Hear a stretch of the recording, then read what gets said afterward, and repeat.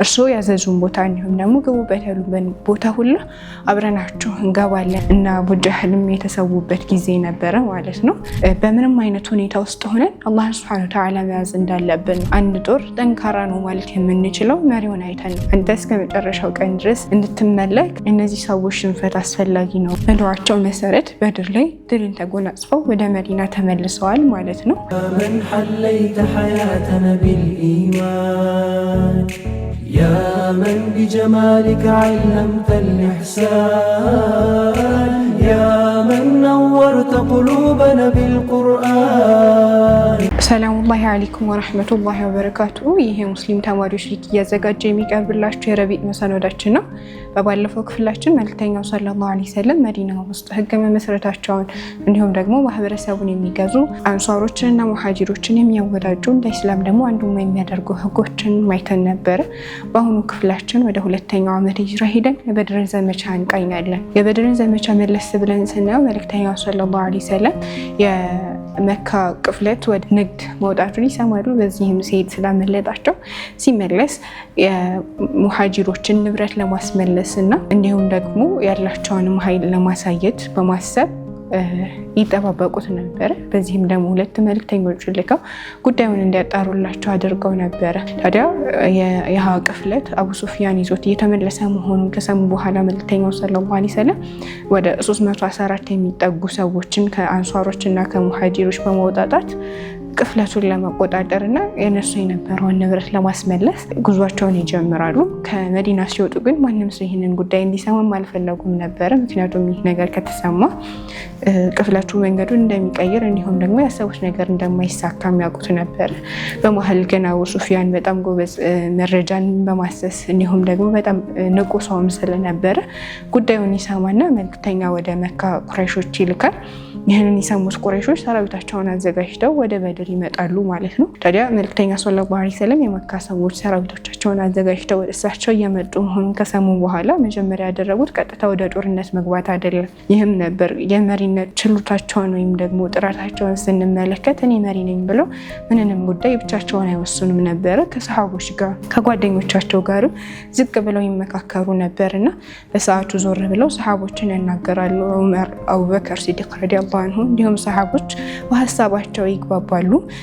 እንደውም ከተናገሯቸው ንግግሮች መካከል ሙሳ አለይሂ ሰላም በኑ እስራኤሎች እናደረጉት እኛ ጥለን ወደ ኋላ የምንሸሽ አይደለንም፣ በል እርስዎ ያዘዙን ቦታ እንዲሁም ደግሞ ግቡበት ያሉበት ቦታ ሁሉ አብረናችሁ እንገባለን የሚል ምላሽ ነበር ያገኙት። መልእክተኛው ሰለላሁ ዐለይሂ ወሰለም በዚህ ምላሽ በጣም ደስተኛ ነበሩ። ከዚህ በኋላ የሚቀጥለው እንግዲህ መልእክተኛው ሰለላሁ ዐለይሂ ወሰለም የነበራቸው የሰራዊት ቁጥር 314 ነበረ። ከዛ ዞር ብለን ስንመለስ ደግሞ የመካ ሰዎች ይዘውት የመጡት ቁጥር ከ1000 በላይ የሆኑ ሰዎችን ነውና ይሄ ነገር ትንሽ ነኝ ብሎ የነበራቸውን በአላህ ላይ የነበራቸውን መተማመን አላሳነሰባቸውም ነበረ። እንደውም የበለጠ እንዲያቀዱ እያለሙም ደግሞ ሰሃቦቻቸውን ደግሞ በደንብም እያነቃቁ የነበረበትን ሁኔታ እናያለን። ከዛ ባሻገር ደግሞ ከአላህ ሱብሓነሁ ወተዓላ ጋር በቃ የነበራቸው የልመና ቆይታ አላህ ወይ እነዚህን ሰዎች አንተው ጠብቅ፣ እንድናሸንፋቸው አድርግ፣ አንተ እስከ መጨረሻው ቀን ድረስ እንድትመለክ እነዚህ ሰዎች ሽንፈት አስፈላጊ ነው ብለው በተደጋጋሚ አላህን ሲለምኑት ነበረ። እንደውም የሆነ ጊዜ ላይ አቡበከር ሲዲቅ ረዲየላሁ አንሁ ያዋቸውና ኧረ ተው አላህን እኮ በጣም ጨቀጨቁት፣ ያ ረሱላህ ሰምቷቸዋል፣ ይሰማችኋል ብሎም ያለበት ሁኔታ ነበርና ከዛ ወደ ዘመቻው ሲገባ አንድ የጦር ሰራዊት ወይም ደግሞ አንድ ጦር ጠንካራ ነው ማለት የምንችለው መሪውን አይተን ነው። መሪው ወደ ኋላ ካለና ሰዎቹን ብቻ የሚያዘምት ከሆነ ውጤታማነቱ ዛሬ ላይ ቆመን ስናየው ያን ያህል ነው። ነገር ግን መሪው ፊት ለፊት ቆሞ ተሰልፎበት የሚመራው የጦር ሰራዊት ብዙ ጊዜ አሸናፊ ነውና የበድር ዘመቻ ላይ መልእክተኛው ሰለላሁ ዐለይሂ ወሰለም ካደረጉት ዱዓ ባሻገር የሳቸው ጀግንነት፣ የጦር ስትራቴጂያቸው ከዛ ደግሞ ሀሳብ ሰሚነትንም በጣም እናያለን። ዛሬ ወደ ራሳችን መለስ ብለን ስናየው ይሄ ምን ያሳየናል? በቡድን እንዴት መስራት ይቻላል? አንደኛው ከአንደኛው ጋር ምን ያህል ውጤታማ መሆን ይችላል የሚለውን ነገር ያሳየናል። ስለዚህ ከበድር ዘመቻ ላይ የምናገኘው ነገር ምንድን ነው? መልእክተኛው ሰለላሁ ዐለይሂ ወሰለም መጀመሪያ ሀሳባቸውን ቀይረው ወደ ጦርነት ከመግባታቸው በፊት በህብረት መሰራት እንዳለበት የሁሉንም ሰው ደግሞ አስተያየት መቀበል እንደነበረባቸው ነው። ዛሬ ላይ እኛ ባለንበት የአመራርነት ዘርፍ ሊሆን ይችላል፣ ትንሿ የቡድን ስራችን ሊሆን ይችላል። እኔ መሪው ስለሆንኩኝ እኔ ብቻ እኔ የምወስነው ማለት አንችልም።